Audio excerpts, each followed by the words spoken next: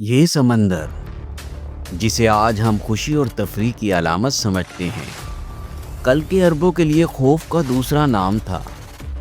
ان کے نزدیک سمندر مطلب اندھیروں کی قبر، طوفانوں کا جہنم۔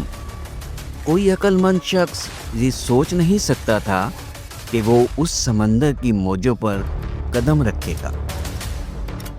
لیکن یہی عرب چند دہائیوں بعد ایک ایسی بحری طاقت بنے کہ انہوں نے رومیوں کی اس بحری فوج کو شکست دی جو 1000 سال سے سمندر پر حکومت کر رہی تھی۔ یہ کیسے ہوا؟ یہ معجزہ کہاں سے شروع ہوا؟ اصل کہانی وہیں سے شروع ہوتی ہے، مدینے کی ایک خاموش دوپہر سے۔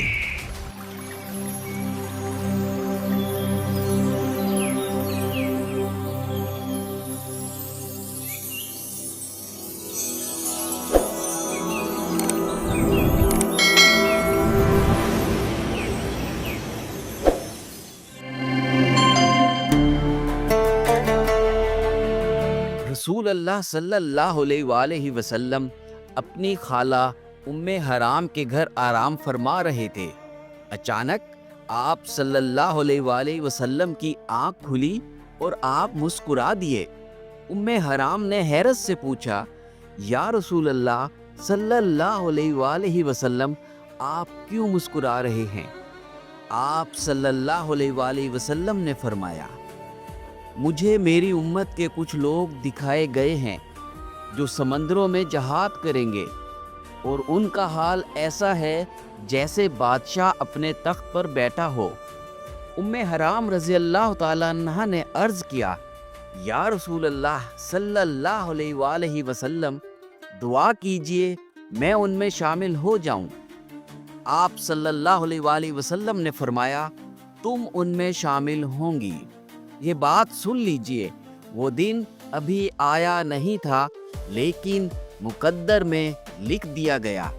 خلیفہ اول کی وفات کے بعد جب مسلمانوں کے دوسرے خلیفہ حضرت عمر فاروق بنے تو کچھ عرصے بعد شام کے گورنر حضرت امیر معاویہ نے سمندری فوج کی تشکیل کا مشورہ دیا۔ چونکہ وہ شام کے ساحلی علاقوں کے گورنر تھے، وہ بحیرہ روم میں رومیوں کے خطرات اور وہاں سمندری قوت کی ضرورت کو شدت سے محسوس کرتے تھے۔ حضرت امیر معاویہ نے شام کے ساحلی علاقوں سے رومیوں کے خطرات کے پیش نظر بارہا حضرت عمر رضی اللہ تعالی عنہ کو خط لکھ کر سمندر میں جنگی بیڑے اور بحریہ فوج بنانے کی اجازت مانگی، لیکن حضرت عمر فاروق کو سمندری سفر اور جنگ کے خطرات کا بہت احساس تھا، اس لیے انہوں نے شروع میں یہ کہہ کر اجازت دینے سے انکار کر دیا وہ مسلمانوں کو سمندر کے خطرات میں نہیں ڈالنا چاہتے۔ حضرت عمر فاروق نے فرمایا، میں نے سنا ہے سمندر ایک بڑا درندہ ہے، اس پر جانا ایسے ہے جیسے اپنی جان کو خطرے میں ڈالنا، اور انہوں نے اجازت نہ دی۔ حضرت عمر کا انکار بنیادی طور پر مسلمانوں کی جانوں کا تحفظ اور بحری جنگی تجربہ نہ ہونے کی وجہ سے تھا۔ آپ اس وقت تک کوئی خطرہ مول نہیں لینا چاہتے تھے جب تک کہ زمینی فتوحات مضبوط نہ ہو جائیں۔ پھر دور بدل گیا، حضرت عثمان خلیفہ بنے۔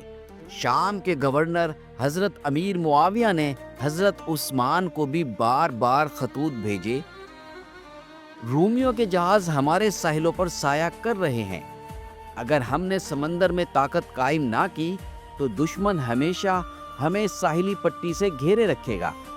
ایک خط میں تو یہاں تک لکھا، قبرص ہم سے اتنا قریب ہے کہ وہاں کے کتوں کے بھونکنے کی آوازیں سنائی دیتی ہیں۔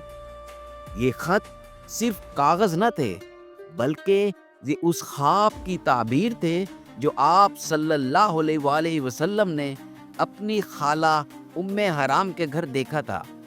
حضرت معاویہ کی بار بار اجازت طلب کرنے پر اور جو معلومات وہ پہنچاتے رہے کہ رومی سمندر میں کس حد تک نقصان پہنچا سکتے ہیں، ان سب باتوں نے حضرت عثمان کو سوچنے پر مجبور کر دیا۔ حضرت عثمان نے ساتھی صحابہ سے مشورہ کیا اور آخر کار اجازت دے دی گئی، لیکن ایک عجیب و غریب شرط کے ساتھ۔ آپ کسی بھی مسلمان کو زبردستی سمندر پر سوار نہیں کریں گے۔ جو شخص اپنی مرضی سے سمندری مہم پر جانا چاہے اور خود اپنی فیملی کو ساتھ لے جانا چاہے، صرف اس کو اجازت ہوگی۔ اس کا کیا مطلب ہوا؟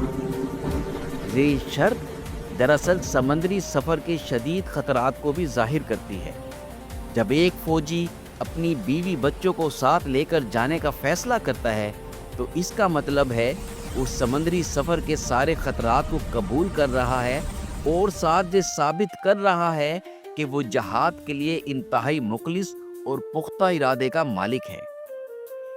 یہاں پر یہ بات اہم ہے کہ ام حرام بنت ملحان رضی اللہ تعالی عنہا، جو ایک جلیل القدر صحابیہ تھی اور آپ صلی اللہ علیہ وآلہ وسلم کی خالہ تھی، اس پہلی بحری مہم میں اپنے شوہر حضرت عبادہ بن صامت کے ساتھ شریک ہوئیں، جو اس بات کا واضح ثبوت تھا کہ فیملی کو ساتھ لے کر جانے کی شرط یا اجازت اس کا حصہ تھی، اور اس شمولیت کی بشارت خود آقا کریم صلی اللہ علیہ وآلہ وسلم نے دی تھی۔ اب سوال آیا، جہاز کون بنائے گا؟ عربوں کو جہاز سازی آتی نہیں تھی، لیکن اللہ کا نظام دیکھیے۔ مصر اور شام فتح ہو چکے تھے، وہاں صدیوں سے بازنطینی اور قبطی کاریگر جہاز بناتے تھے۔ انہی کاریگروں کو بلایا گیا۔ لبنان کے گھنے جنگلات سے صنوبر اور دیودار کے درخت کاٹے گئے، بڑی بندرگاہوں پر جہاز خانے کھولے گئے، راتوں کی تاریکی میں بھی ہتھوڑے چلتے تھے، کیلوں کی ٹک ٹک کی آواز سنائی دیتی تھی۔ دن رات کی محنت سے اسلام کا پہلا بحری بیڑا تیار ہوا۔ پھر وہ لمحہ آیا، مدینے کے صحرائی سپاہی پہلی بار سمندر پر اترے، عورتیں، بچے، مرد، سب ایک ساتھ، نہ تجربہ نہ علم، لیکن دل میں ایک ہی جذبہ، میری امت کا پہلا لشکر جو سمندر میں جہاد کرے گا اس پر جنت واجب ہو گئی۔ یہ تاریخ اسلام کا ایک نہایت اہم اور ولولہ انگیز واقعہ ہے، جب مسلمانوں نے پہلی بار سمندر میں قدم رکھا اور نئی دنیا کے فاتح بنے۔ اس حیرت انگیز اور فیصلہ کن معرکے کا احوال جانیے اس ویڈیو کے دوسرے حصے میں۔